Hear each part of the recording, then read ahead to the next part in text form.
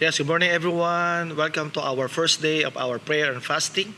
At tunay nga patuloy tayong binibigyan ng Diyos ng magandang direksyon all throughout this year.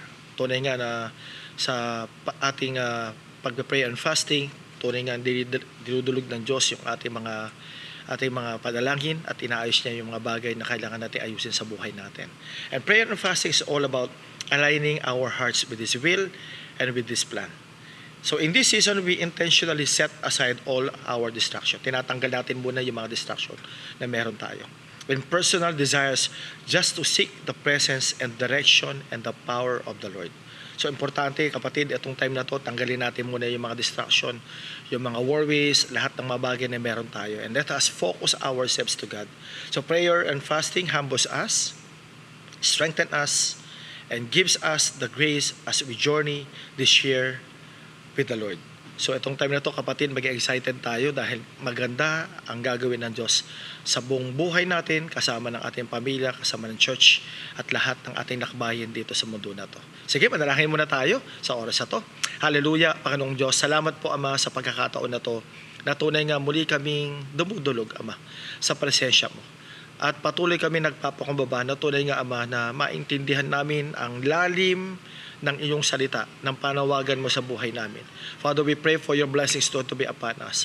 As we seek you, Lord God, would you continually direct us, Lord God, as we journey this life, Lord God, this 2026. Samahan mo po kami at tunay nga pagpalain mo kami at gamitin mo kami para sa iyong kaluwalhatian. Salamat po, purihin ka sa pangalan ni Jesus. Amen and amen.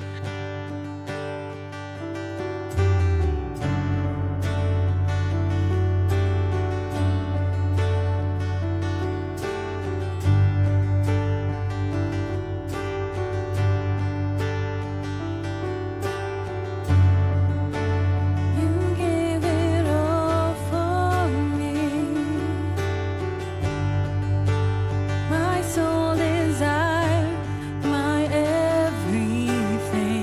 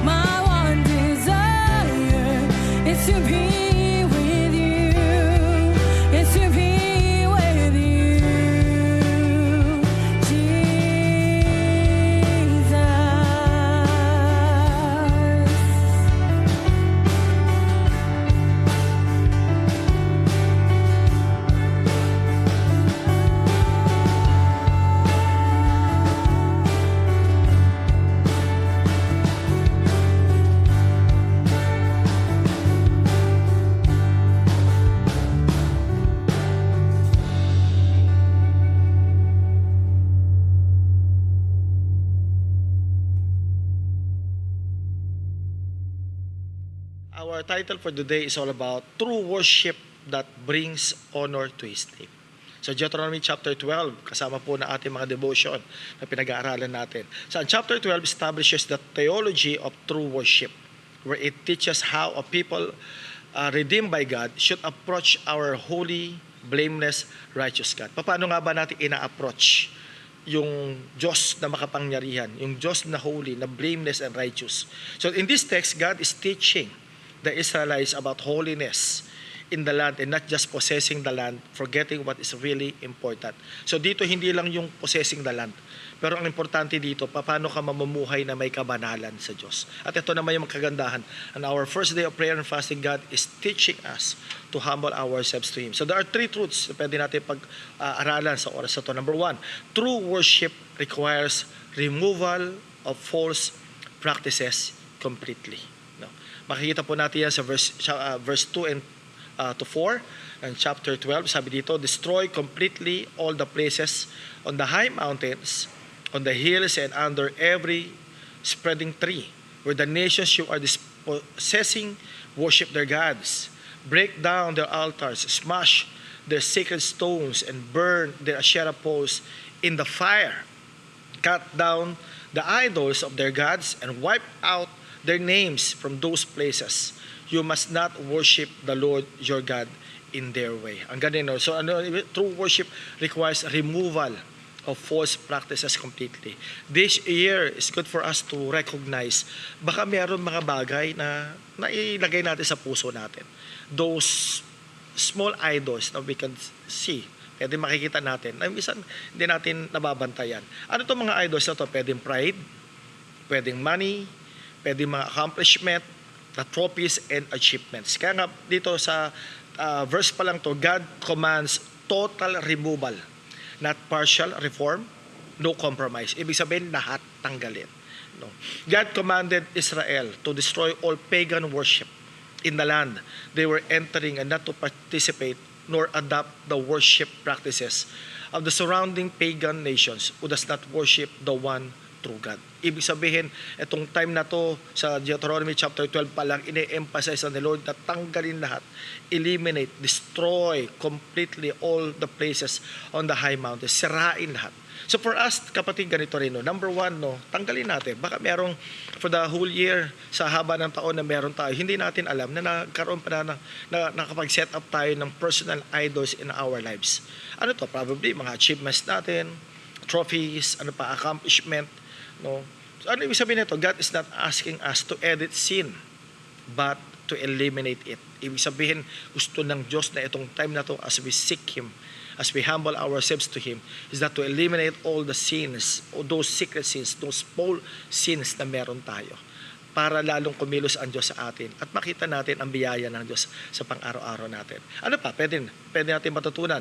Number 2, true worship requires obedience to God-directed worship. That is on verse 5 to 7, makikita po natin. Sabi dito ng verse 5 to 7, but you are to seek the place the Lord your God will choose from among all your tribes to put His name there to His dwelling. To that place you must go. Sabi ng verse 6, there bring your burnt offerings and sacrifices, your tithes and special gifts, what you have vowed to give, and your freewill offerings, and the firstborn of your herds and flocks. There in the presence of the Lord your God, you and your families shall eat and shall rejoice in everything you have put your hand to, because the Lord your God has blessed you. Ano ibig sabihin nito? True worship requires obedience to God-directed worship. Pagsunod. Remember that true worship is not self-directed, but God-directed. Yung bang pinag-uutos niya, yung bang gusto niya, hindi yung gusto natin, hindi yung pamamaraan natin, pero yung gusto ng Diyos, yung standard ng Diyos. So true worship means God chooses the place where His people must respond in obedience. Kung gumagawa ang Diyos, kumikilos ang Diyos, at nagsasabi ang Diyos ng mga lugar na pwede isang sambahin. That was in the Old Testament time. Kung paano sumamba ang mga pinili ng Diyos. Kung paano, saan at kailan. No, gumagawa ang Diyos. Siya mismo ang nag-orchestrate. True worship requires obedience on how and where God is to be worshipped. Kaya nga in our time, magugulat tayo, true worship is centered in Christ our Lord and Savior. So hindi siya nakasentro sa lugar, hindi siya nakasentro sa oras, pero it was centered in Christ Jesus our Lord Himself. Kumbaga habang tayo nag-worship kapatid, nakafocus yung puso natin, yung ating pananampalataya sa Kanya. Kaya nga sabi ng John 4 verse 23 to 24, in our time, sabi niya, true worship is centered in our time, yet a time is coming and has now come when the true worshiper will worship the Father in spirit and in truth. They are the kind of worshipers the Father seeks. God is spirit, and in His worshipers must worship in the spirit and in truth. Ibig sabihin kapatid, ang worship natin hindi nakasentro to sa lugar, hindi sa oras, hindi sa mga bagay na gusto natin gawin, o ano ba yung mga bagay na nakasanayan natin. Pero it was centered on Christ Jesus Himself. Kaya nga kapatid, when we worship the Lord kapatid, siya yun. We worship the one true God. Kaya nga meron tayong tinatawag na odd one, the audience of one. We have an audience of one. Isa lang ang audience natin. Hindi ang tao, hindi ang church. We have an audience of one that requires worship with holiness and blameless. No? Number 3, ano pwede natin matutunan? Number 3 and last, no? True worship requires following God's instructions faithfully. That is on verse 28 to 32. Sabi na Deuteronomy 28, be careful to obey all these regulations I am giving you, so that it may always go well with you and your children after you, because you will be doing what is good and right in the eyes of the Lord your God. Sabi ng verse 32, see that you do all I command you. Do not add to it and take from it. Ibig sabihin, be careful. Pag sinabi natin be careful, means intentional. Continual obedience and submission to God's word. Kaya nga be careful, ingatan, no? Badyagan, ayusin, o talagang tignan ang pagsunod sa ating Panginoon. True worship requires faithful submission to God's word. Nothing more, nothing less. Kapatid, ang dami pong sasabihin ng Diyos sa atin ngayong taon na to. At nangangailangan lang ng pagsunod. Nangangailangan ng tenga, bukas na puso, bukas na kaisipan sa pagkilos ng Diyos. Dahil itong taon na to kapatid, kakaibang taon para sa ating lahat. Sapagkat atong taon na to, gagawa ng maraming himala ang Diyos. Maraming bagay, maraming panalangin ang pwede niya sagutin sa mga taong nagmamahal sa Kanya at nagtitiwala sa Kanya. Kaya itong oras na to kapatid, hayaan mo na patuloy kang magpakumbaba, patuloy tayong magpakumbaba at sambahin ang Diyos na buhay. Mandalangin tayo sa oras na to. Aming Ama, salamat po, Panginoong Diyos. Aming Ama, salamat sa pagkakataon na tunay nga muli kaming dumadako sa tinatawag na prayer and fasting. Pagpapakumbaba, Ama, dahil ito po ang kailangan namin. Yung masumpungan po namin ang biyaya, ang grasya, ang pag-ibig, ang kapatawaran ng lahat ng kasalanan na maaring nagkaroon kami. Panginoong Diyos, hayaan mo sa oras na to. Muli kang kumilos, Ama, sa aming kalagitnaan. Tunay nga, Panginoong Diyos, makita po namin ang pagkilos mo sa aming kalagitnaan, sa aming buhay na to. At maitaas ka sa aming kalagitnaan. Samahan mo po kami at tunay nga maluwalhati ka sa aming kalagitnaan. Salamat, salamat, salamat. Purihin ka sa pangalan ni Jesus. Amen at amen. Maraming salamat po. Pagpalain tayo ng Diyos. Religious family, shine where you are.